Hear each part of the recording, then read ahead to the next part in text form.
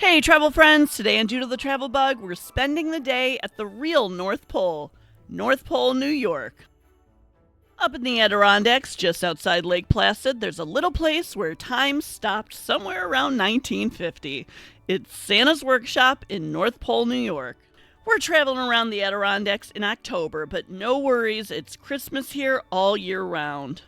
It's only Alec and I today. Alec is getting to the age where video games win out over bedtime stories and football beats cartoons. So bottom line, we could both use a little bit of magic. We start our day on the Candy Cane Express. It's a great tour of the park, and fall leaves are at their peak.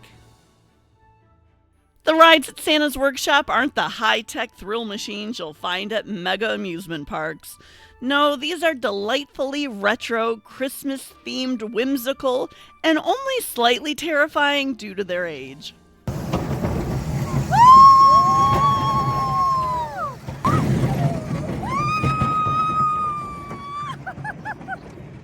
After a spin around the Christmas carousel with hand-painted reindeer, we go searching for the real deal.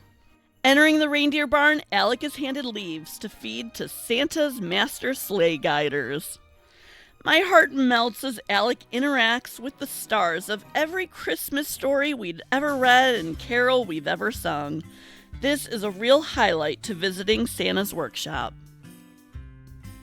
We continue to explore the 1950s snow globe. We feel like we're inside. There's Christmas music pumping throughout the park, and it smells like Christmas cookies. There are so many Christmas stores here to peruse, candy shops. There's a mini Santa's Workshop museum. You can even mail letters from here and get them postmarked from the North Pole. Now, they do have a restaurant here that serves chicken fingers and mac and cheese, but we can't resist the milk and cookie store. Every morning, cookies the size of your head are freshly baked. No diet plan here, just Christmas nostalgia in every bite. Alex spots the blacksmith shop, where an old craftsman is hammering metal nails used for sled-pulling reindeer shoes into special rings. The blacksmith tells us children who wear the ring on Christmas Eve will get an extra gift from one of the reindeer.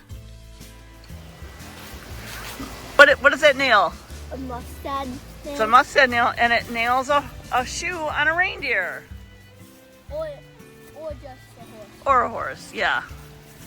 We wander through Santa's house, and it's cozy and beautifully decorated. The big guy is waiting for us in the back. Alec is caught off guard by the "what do you want for Christmas" question, being that it's the beginning of fall, but promises to be good and will drop him a letter in the mail as it gets closer. We make it in time to the puppet show, and it hits me. I was emotionally unprepared for how wholesome this entire experience was going to be. We then walk over to the hat shop, where elves help kids choose a hat size and color before ironing on their names. In the center of the village, there's an actual North Pole made entirely of ice and snow, and it feels plucked from a storybook. We walked over to the elves' toy-making shop, where there's a slide and an interactive levers that make the conveyor belts move the toys along. One of our last stops is the on-property chapel that houses a pretty little nativity scene and choir music.